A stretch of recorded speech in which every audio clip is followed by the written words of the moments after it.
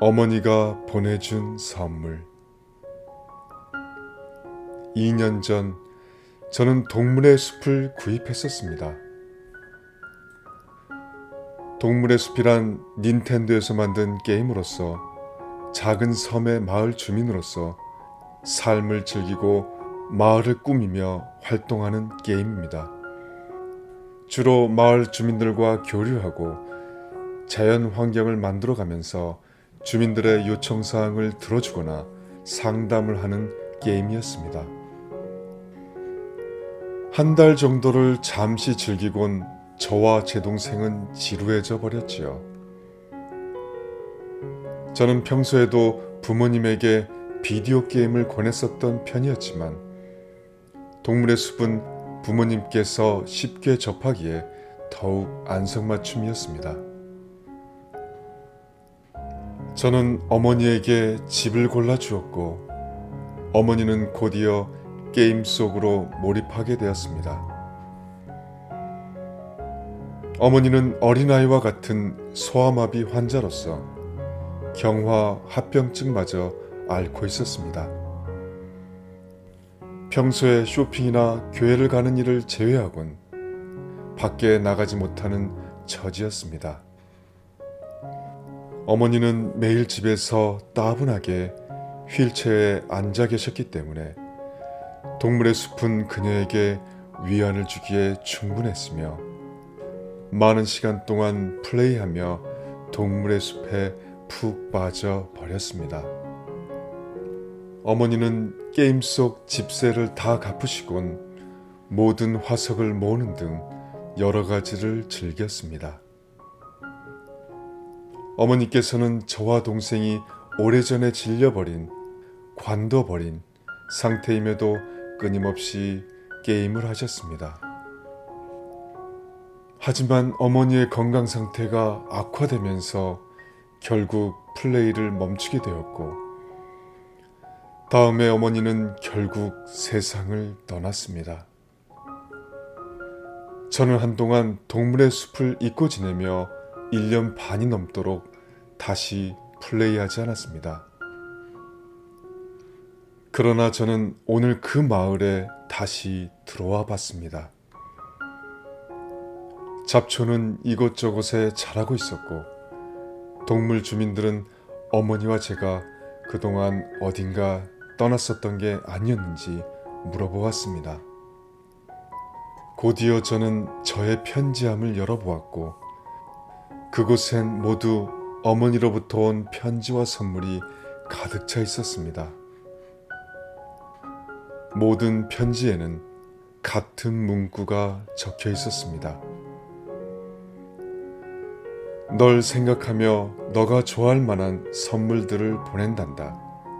사랑하는 엄마가. 제가 플레이를 그만뒀음에도 어머니는 항상 제게 선물을 보내왔었던 것이었습니다. 당시를 회고해보면 저는 어머니가 이것저것을 하는 모습을 보며 비아냥거렸지만 지금 와서야 그녀가 저를 위한 선물들을 얻기 위해 시간을 쏟았다는 것을 깨닫게 되었습니다. 거짓말 같은 일이지만 제가 느낀 감정을 나눌 수 있었으면 하는 바람입니다. 부모님들이 계실 때 그분들께서 우리를 아끼시는 것처럼 우리도 그런 모습을 보여준다면 좋겠습니다.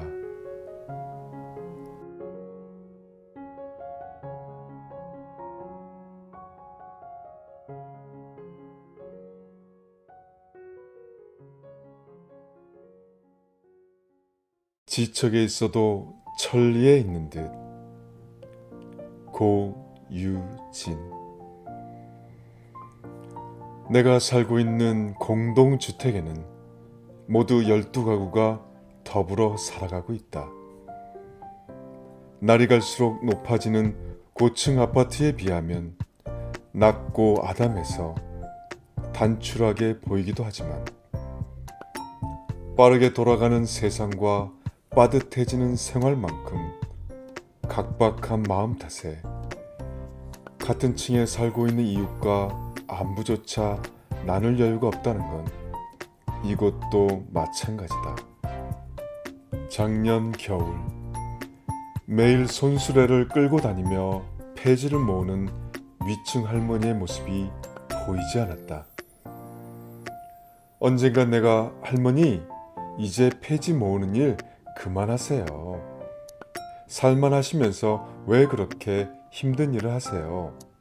라고 여쭈었더니 몇 년 전에 암으로 사위가 죽었잖아.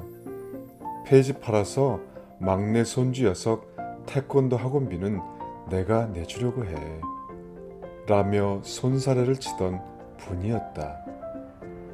폐지가 수북했던 손수레에 먼지가 쌓이면서 무슨 일이 일어난 건 아닐까 했지만 멀리 사는 자식네 놀러 간 거겠지 생각하며 염려스러운 마음을 놓았다.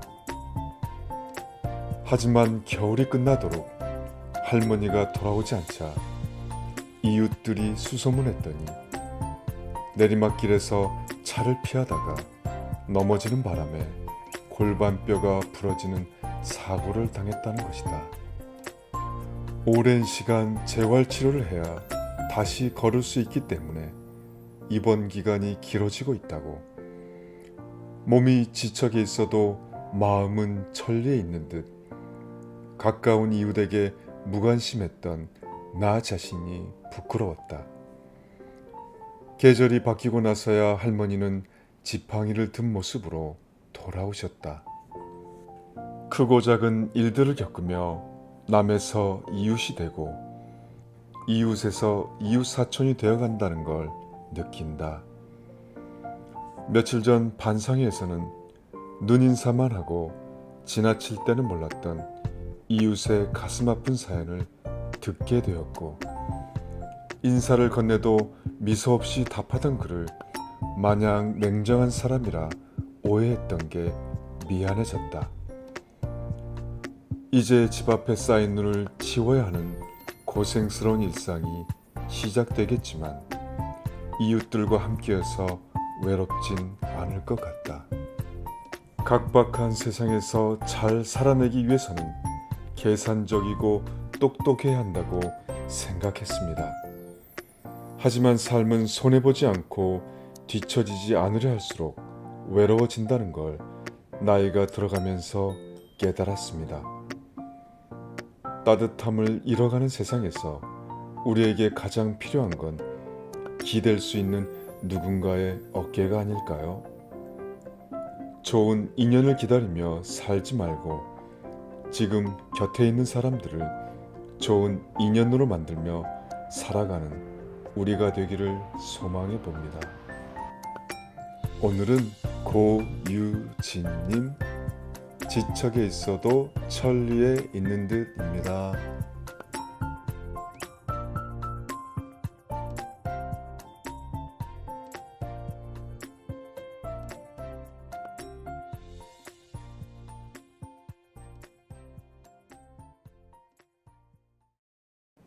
한여름의 뜨개질 이유정. 어릴 적 어머니는 언제나 내 뒤에 든든히 서 있었다. 어머니의 가르침에 따라 모범적으로 학창 시절을 보낸 나는 때늦은 사춘기를 겪곤 기대에 못 미치는 대학에 진학했다. 그 후 친구 같던 모녀 관계는 사라졌고 나는 어머니와 대화하길 꺼렸다. 대학생이 되어 타지에 있으면서도 서로 연락하는 일이 드물었다. 방학을 맞아 집에 갔을 때였다. 할 일 없이 지내던 나는 2년 전 수능을 치르고 뜨다만 가디건을 발견했다. 한여름이었지만 가디건과 모자를 정성스럽게 떠뒀다. 일주일 뒤엔 기숙사로 돌아와 남은 방학 생활을 보냈다. 그러던 어느 날이었다. 유정아, 의자에 뜨개질을 놓고 간 거 엄마 추울 때 입으라고 만든 거니? 어머니가 보낸 메시지였다. 사실 가디건과 모자는 유난히 추위를 타는 어머니를 위해 뜬 것이었다. 하지만 무슨 이유에설까? 어머니가 좋아할 것 같지 않아 그대로 방에 두고 온 터였다. 맘대로 해. 나는 긍정도 부정도 하지 않았다. 다소 불편한 마음으로 있는데 얼마 지나지 않아 답장이 왔다.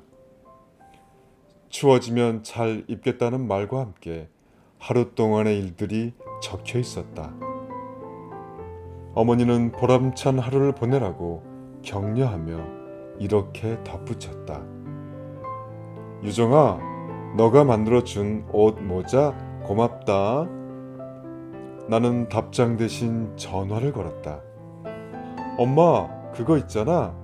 지금 말고 앞으로 한창 추울 때 입어.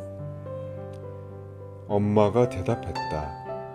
그럼 옷걸이에 걸어둬야지. 의자에 두고 가면 어떡해. 아, 엄마 보라고. 오랜만에 어머니가 웃었다. 내 마음을 콕콕 찌르던 불편함은 가신 지 오래였다. 엄마 사랑해요. 오늘은 경기도 부천시 이유정님 한여름의 뜨개질이었습니다.